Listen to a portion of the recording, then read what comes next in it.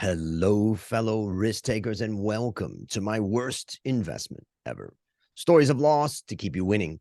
In our community, we know that to win in investing, you must take risk, but to win big, you've got to reduce it. Ladies and gentlemen, I'm on a mission to help 1 million people reduce risk in their lives. And I want to thank you for joining that mission today. Fellow risk takers, this is your worst podcast host, Andrew Stotz from A Stotz Academy. And I'm here with featured guest Carolyn McClanahan. Carolyn, are you ready to join the mission? I am so ready. Well, let me introduce you to the audience. Carolyn is a physician turned financial planner. In addition to working in her financial planning practice, she speaks regularly on the interplay between health and financial issues, particularly regarding aging, chronic illness, end of life, long-term care, healthcare reform, and healthcare costs. She is an Investopedia Top 100 advisor, serves on the CNBC Financial Advisor Council, and writes for various publications. She's quoted regularly in the Washington Post, New York Times, and CNBC. Carolyn, take a minute and tell us about the unique value that you are bringing to this wonderful world.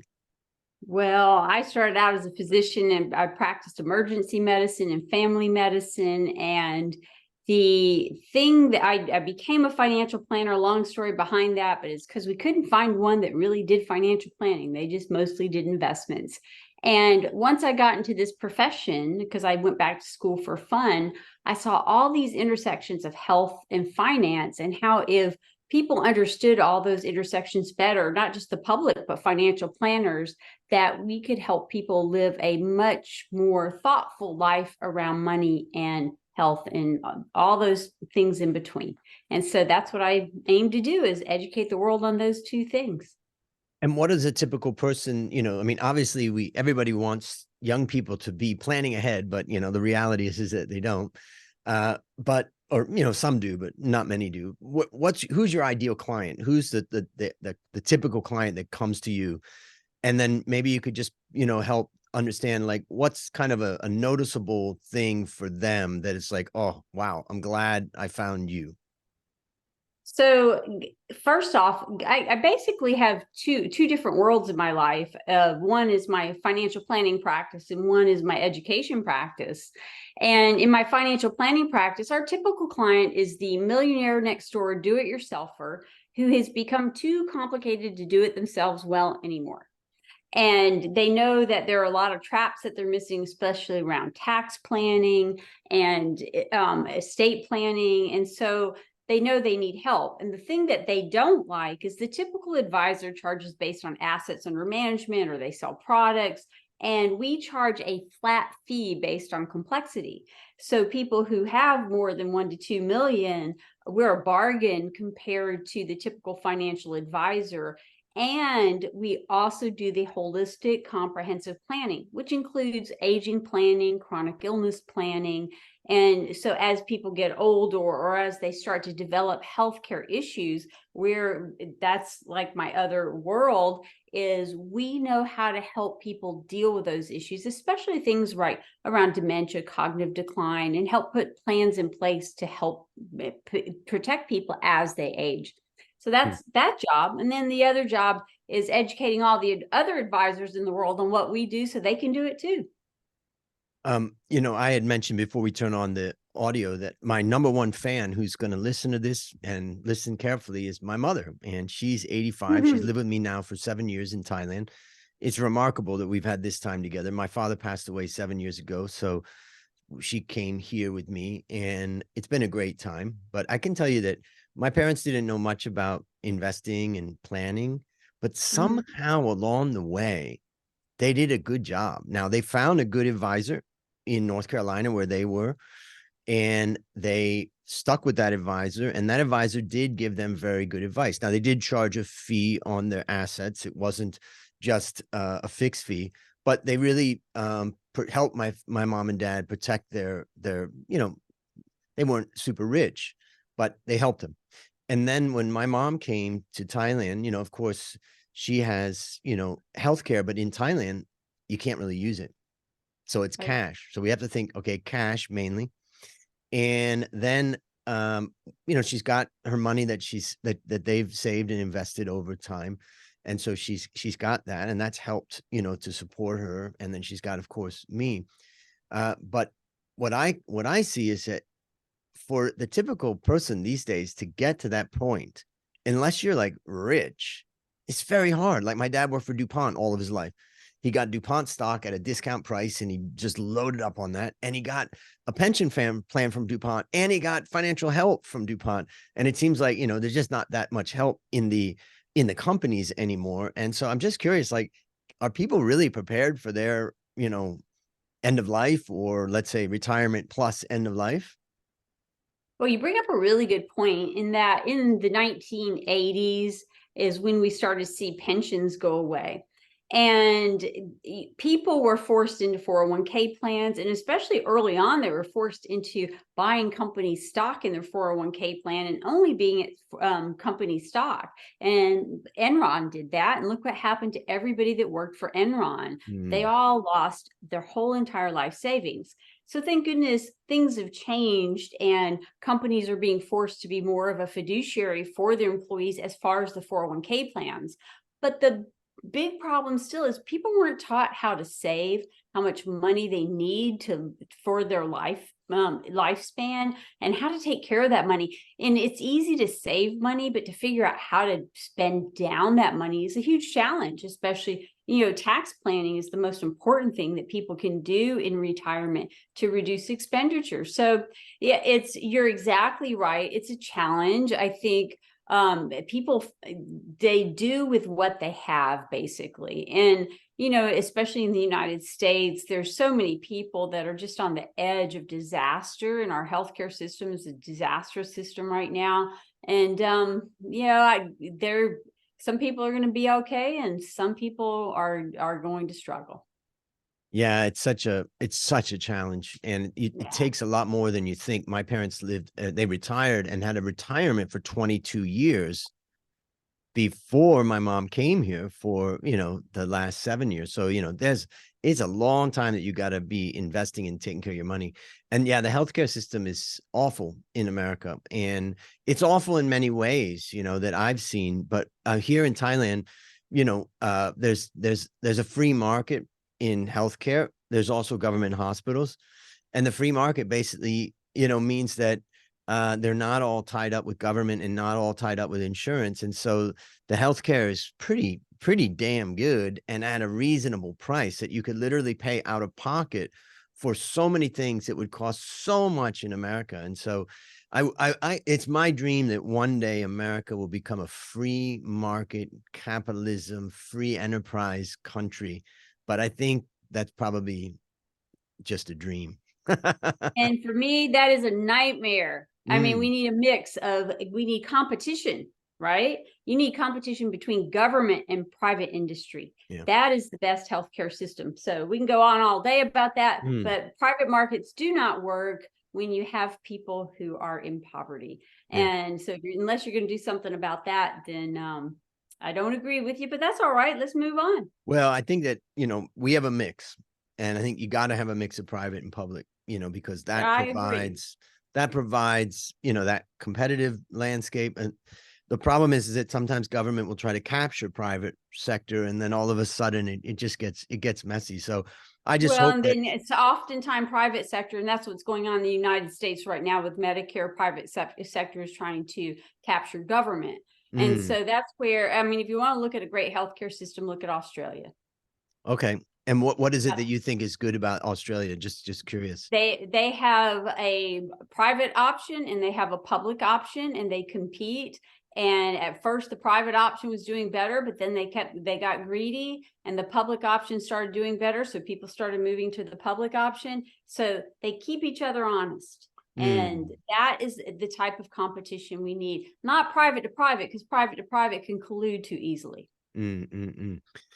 Well, let me just ask you one last thing, because I know for my audiences, let's say 50% are in the US and 50% are outside the US.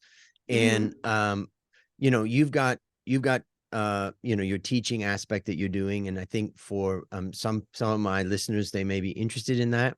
And then other ones may say, I don't really have the resources, or I'm not, you know, necessarily in that ready for that. But if you were to give one or two pieces of advice to somebody that's thinking about, gosh, I really haven't even thought about all of these issues that you're an expert on, what would be your like starting point, or one or two things that you would to get them thinking without overwhelming them?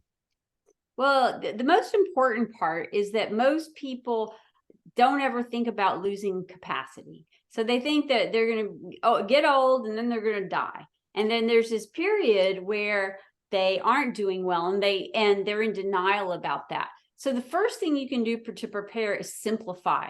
Too many people have too much stuff floating out there. And the more simple you keep it, the easier it is to do a good job for yourself. And then the second thing is to get help early. So even if most people want to maintain control of everything they're doing, which is natural and it gives you a sense of purpose.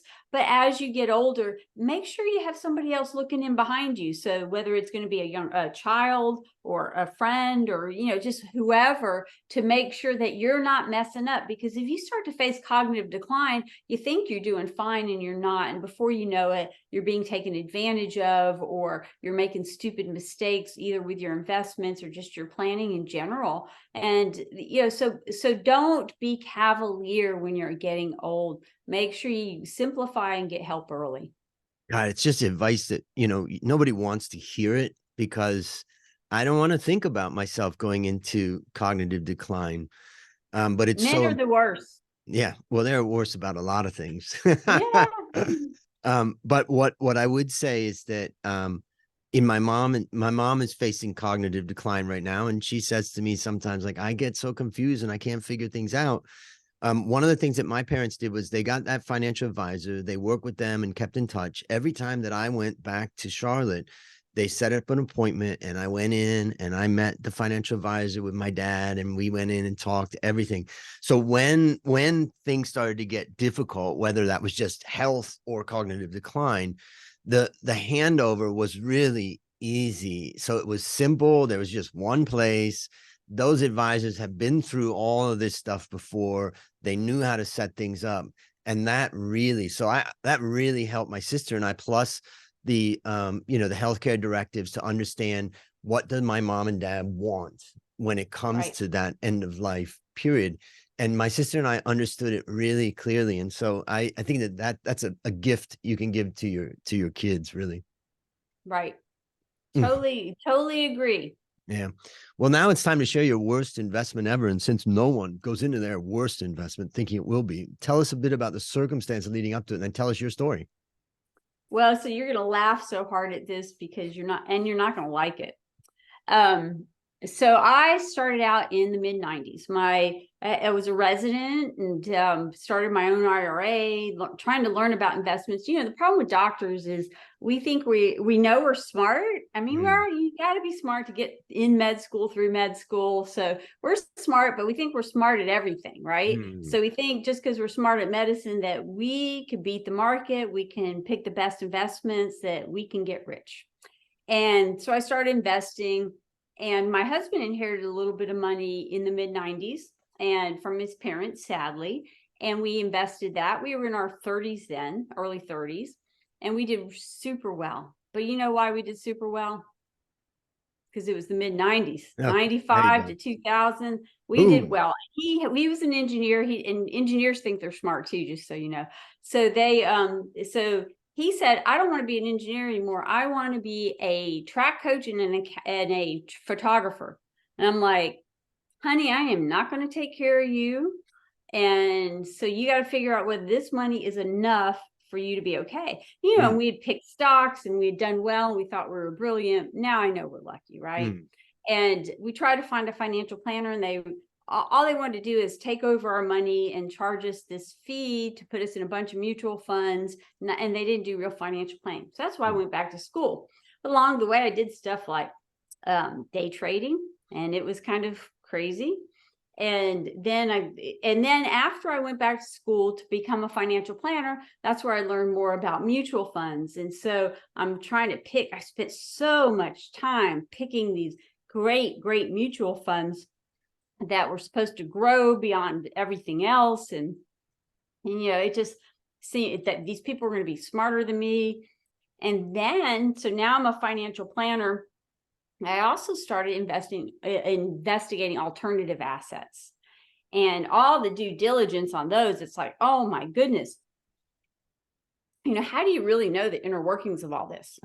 And so my worst investment is every actively managed thing I ever did, everything. And so 2008, 2009 comes along. I have all these bear market funds and stock market crashes. And those bear market funds sucked worse than anything else. They were bear. They went, phew. And I'm like, okay, this actively managed thing, I spent so many precious hours of my life doing this research and trying to figure out what's the best. And I realized it was, and then that's when I really dug deep. And that's also when I hired a CFA for my practice. And he was he worked for an actively managed fund. He actually managed a large cap value fund. And he switched sides and said, this all stinks. He went passive and he said, I will come work for you if you go 100% passive in your portfolios. And so we did. And so I did. Haven't looked back. So my worst investment ever was active management. And I know you as a CFA probably hate that. My CFA loves it because they love it's the passive or the highway, because you just can't beat the market. It's better to use your life wisely and enjoy life. So how would you describe, the lessons? Let's just list it out. Lesson 1, 2, 3. Lesson 1. Everybody is smart in a different way, and there's nobody out there that can be consistently smart to beat the market. Okay. You might get lucky and you might be right once or twice. I don't know if you know this, but I actually predicted COVID back in 2013. I have a big tweet out there. Coronavirus is going to cause the next pandemic.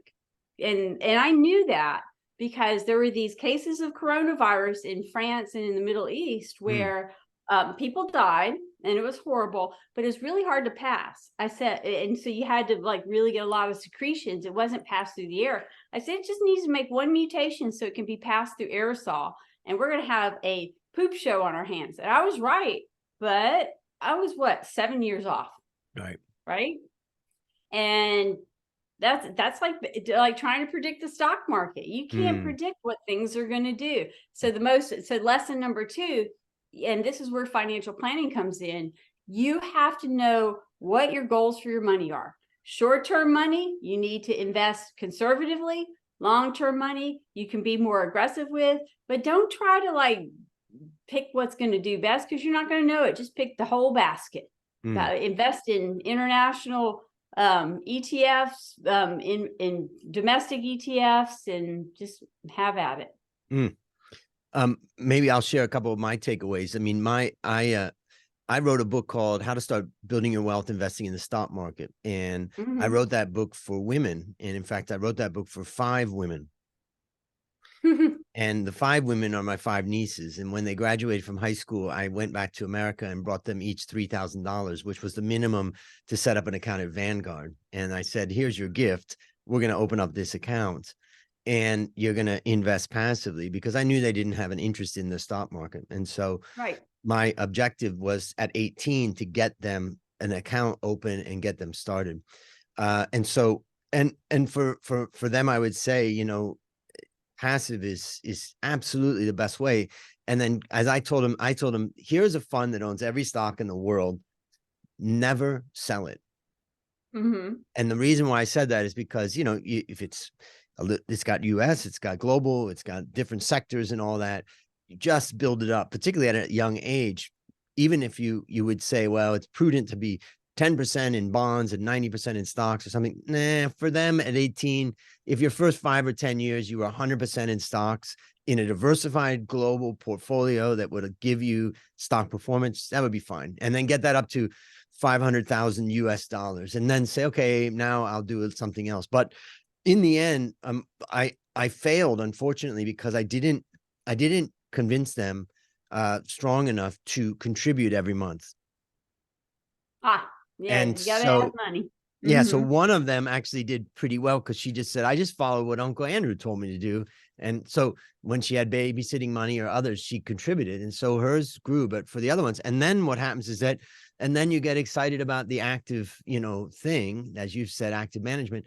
And next thing you know, one of my nieces was telling me about some of her investments that she's making that she's on. And I just thought, I just feel like I failed on that. So I think the lesson that I take away from what you do, what you've said, is it's a reminder for everyone out there. And as a professional, I mean, I've done all the academic research and read all the academic research, and it's very clear that active management is very, very difficult to beat the market. And Right.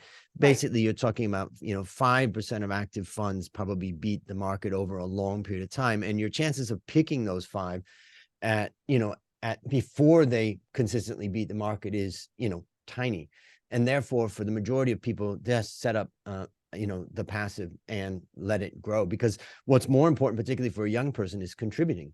And so Yep. if you don't contribute, it doesn't matter whether you're active or passive, you're not going to accumulate the money. So yeah, that's what I would say to what you said. I'm not that disappointed with what you said. Oh, good. Yeah. Well, I know a lot of CFAs. The reason you became a CFA is because you wanted to learn more so you could like figure out how to beat that stock market. Well, and if you're a CFA charter holder, you also are, supposed to be continually improving. And when you continually improve, if you miss the evidence on passive, I would say, that's a real problem. Right. So, yeah. I So if, agree. if, if you Good. go into and that's where you then come up to the issue of, an advisor, and you mentioned it before a little bit, an advisor that's not really an advisor, they're just a salesperson selling you products, versus Mhm. a fixed fee advisor, or an advisor like my mom and dad had, that were getting paid out of the assets under management, but were their fiduciary duty was to the client. It wasn't to pump out sales of particular banks products or things like that. So Right. now, based on what Yep. you learned from this story and what you continue to learn, what one action would you recommend our listeners take to avoid suffering the same fate? Yeah. So the main thing is know the goals for your money, know your time horizon, and make sure you have an investment policy statement for yourself that you follow and that you stick to through thick and thin, and you're going to be okay. Mm. Great recommendation. I think the other thing I would highlight that you've brought to all of us is the overconfidence bias. Be very careful, particularly if Right. you're a professional, because you can get in this situation where you've been very successful in your business or in your medical practice or whatever, and you have confidence in what you're doing. But even in the medical profession, research shows that older, more experienced doctors have overconfidence bias. So it's everywhere. But when you take your success and experience in a particular area, whether that's being an entrepreneur or whatever, and then you think you're going to bring it to the world of finance, it's very difficult, because the market is an extremely complex force that's having forces act, or space with having forces acting upon it all the way. So keep in It's a mind complex adaptive system. that, see, there you go. Complex adaptive system. Exactly. So let me Yeah. ask you, what's I'm looking at your website right now, and I'm just curious, like, what's a resource of yours that you'd recommend for the listeners? What can they do to either follow you or to engage with you? Well, so my speaking website is CarolynMcClanahan.com, and my company's website is lifeplanningpartners.com. And on Twitter, it's Carolyn MCC. I don't know how much long I'll be on Twitter, but who knows how long it'll last. Mm, But that's how you can reach me. fantastic. All right. Last question. What's your number one goal for the next 12 months? Oh gosh, my number one goal. Um, Well, I'm starting my succession plan. And so I'm hoping to hire 3 new advisors and grow the practice a little more, and get ready to launch myself out of there in the next 5 to 10 years. Well, that's a great plan, and I wish you Yeah. luck. We look forward to seeing your success. All right, listeners. Okay. There you have it. Another story of loss to keep you winning. Remember, I'm on a mission to help 1 million people reduce risk in their lives. And this discussion helped us get there. As we conclude, Carolyn, I want to thank you again for joining our mission. And on behalf of A Stotz Academy, I hereby award you alumni status, for turning your worst investment ever into your best teaching moment. Do you have any parting words for the audience? Just live life fully every day, because you don't know when you get another one. And that's a wrap on another great story to help us create, grow, and protect our wealth. Fellow risk takers, let's celebrate that today we added one more person to our mission to help 1 million people reduce risk in their lives. This is your worst podcast host, Andrew Stotz, saying, I'll see you on the upside.